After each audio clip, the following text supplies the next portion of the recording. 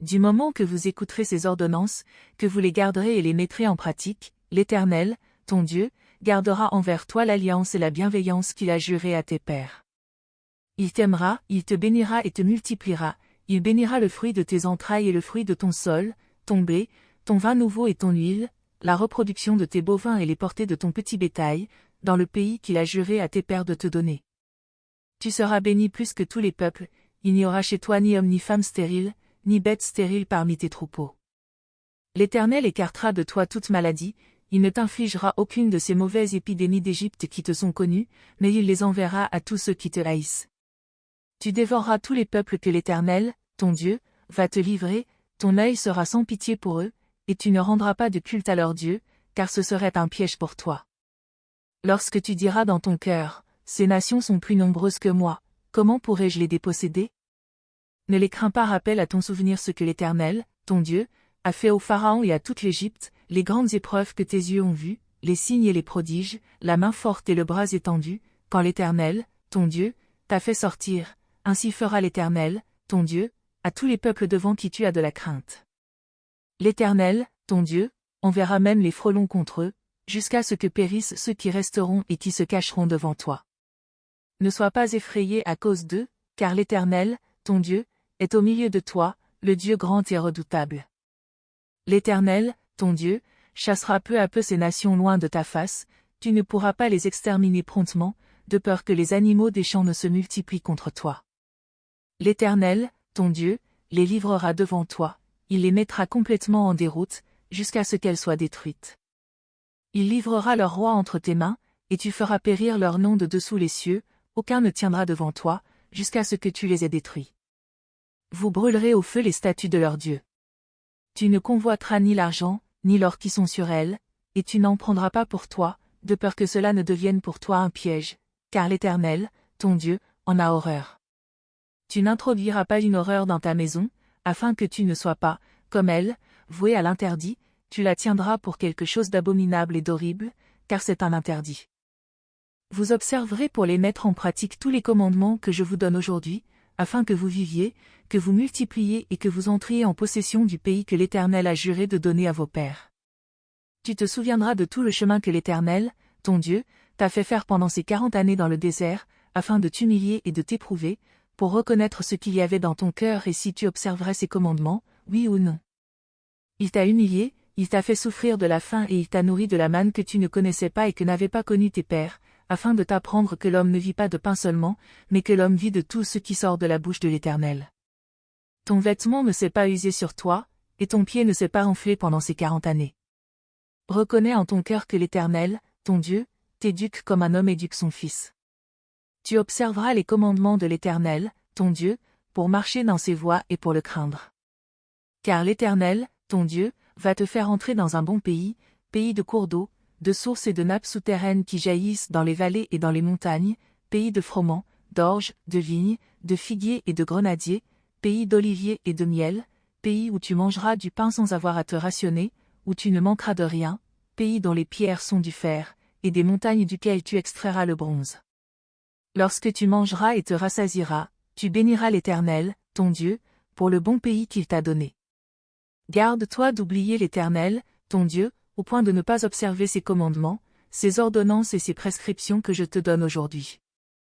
Lorsque tu mangeras et te rassasieras, lorsque tu bâtiras et habiteras de belles maisons, lorsque ton gros et ton menu bétail se multiplieront, que l'argent et l'or se multiplieront pour toi et que tout ce qui est à toi se multipliera, prends garde, de peur que ton cœur ne s'élève et que tu n'oublies l'Éternel, ton Dieu, qui t'a fait sortir du pays d'Égypte, de la maison de servitude. Il t'a fait marcher dans ce grand et redoutable désert, pays des serpents brûlants, des scorpions et de la soif, où il n'y a pas d'eau, il a fait jaillir pour toi de l'eau du rocher de granit, il t'a fait manger dans le désert la manne que tes pères ne connaissaient pas, afin de t'humilier et de t'éprouver, pour te faire ensuite du bien. Garde-toi de dire en ton cœur, ma force et la vigueur de ma main m'ont acquis ces richesses. Tu te souviendras de l'Éternel, ton Dieu, car c'est lui qui te donne de la force pour acquérir ces richesses, afin de confirmer, comme il le fait aujourd'hui, son alliance qu'il a jurée à tes pères. Si tu oublies vraiment l'Éternel, ton Dieu, et que tu te rallies à d'autres dieux, si tu leur rends un culte et te prosternes devant eux, je vous atteste aujourd'hui que vous périrez. Oui, Vous périrez comme les nations que l'Éternel fait périr devant vous, parce que vous n'aurez pas écouté la voix de l'Éternel, votre Dieu. Écoute, Israël. Tu vas aujourd'hui passer le Jourdain, pour venir prendre possession de nations plus grandes et plus puissantes que toi, de grandes villes fortifiées jusqu'au ciel, d'un peuple grand et de haute taille, les fils d'Anak, que tu connais, et dont tu as entendu dire, qui pourra tenir contre les fils d'Anak?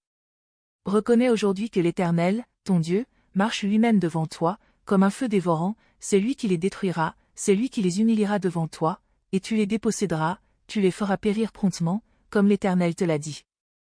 Lorsque l'Éternel, ton Dieu, les repoussera devant toi, ne dis pas en ton cœur, c'est à cause de ma justice que l'Éternel me fait entrer en possession de ce pays. Car c'est à cause de la méchanceté de ces nations que l'Éternel les dépossède devant toi. Non, ce n'est pas à cause de ta justice et de la droiture de ton cœur que tu entres en possession de leur pays, mais c'est à cause de la méchanceté de ces nations que l'Éternel, ton Dieu, les dépossède devant toi, et c'est pour confirmer la parole que l'Éternel a jurée à tes pères, à Abraham, à Isaac et à Jacob. Reconnais donc que ce n'est pas à cause de ta justice que l'Éternel, ton Dieu, te donne ce bon pays pour que tu en prennes possession, car tu es un peuple à la nuque raide. Souviens-toi, n'oublie pas de quelle manière tu as irrité l'Éternel, ton Dieu, dans le désert. Depuis le jour où tu es sorti du pays d'Égypte jusqu'à votre arrivée dans cet endroit, vous avez été rebelles contre l'Éternel.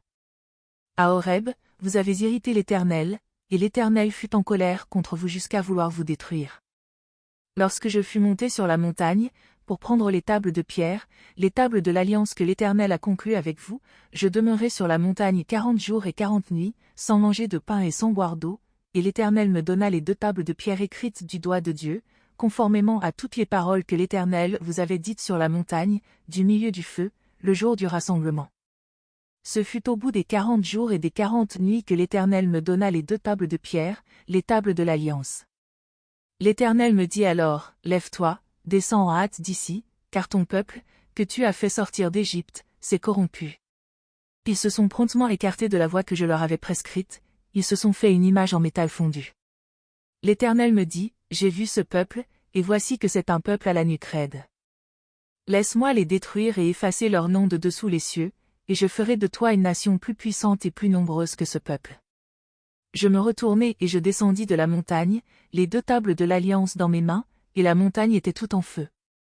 Je regardai, et voici que vous aviez péché contre l'Éternel, votre Dieu, vous vous étiez fait un veau de métal fondu, vous vous étiez promptement écarté de la voie que l'Éternel vous avait prescrite.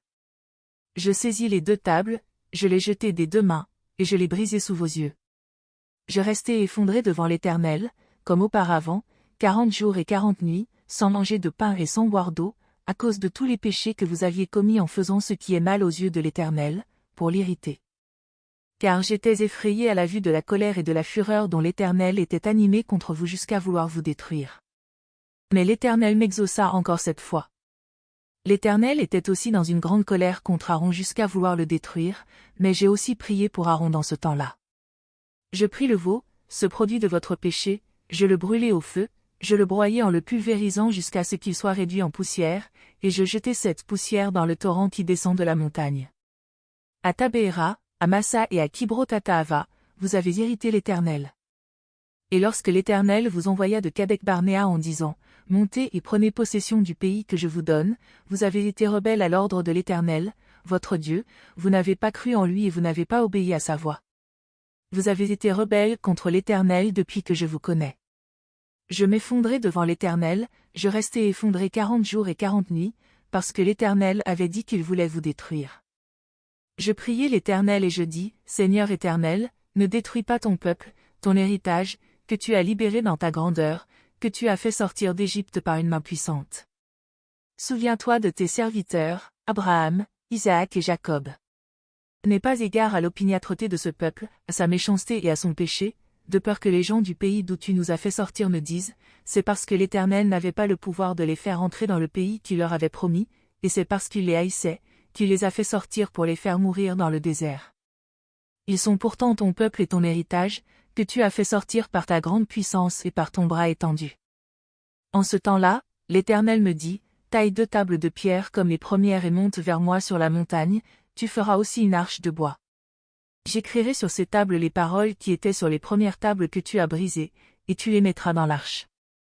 Je fis une arche de bois d'acacia, je taillai 2 tables de pierre comme les premières et je montai sur la montagne, les 2 tables dans ma main. L'Éternel écrivit sur les tables ce qui avait été écrit sur les premières, les 10 paroles qu'il vous avait dites sur la montagne, du milieu du feu, le jour du rassemblement, et l'Éternel me les donna.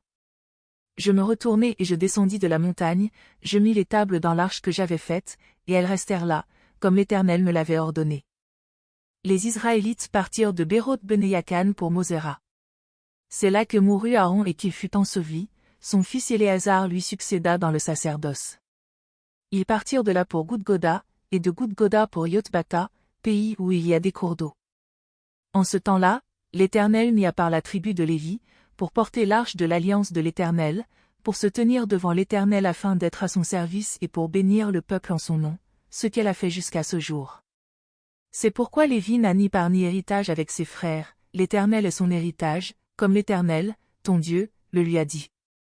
Je restai sur la montagne, comme précédemment, 40 jours et 40 nuits. L'Éternel m'exauça encore cette fois, l'Éternel ne voulut pas te détruire. L'Éternel me dit, lève-toi, va, marche à la tête du peuple. Qu'ils entrent pour prendre possession du pays que j'ai juré à leur père de leur donner. Maintenant, Israël, que demande de toi l'Éternel, ton Dieu, si ce n'est que tu craignes l'Éternel, ton Dieu, afin de marcher dans toutes ses voies, d'aimer et de servir l'Éternel, ton Dieu, de tout ton cœur et de toute ton âme, si ce n'est que tu observes les commandements de l'Éternel et ses prescriptions que je te donne aujourd'hui, afin que tu sois heureux.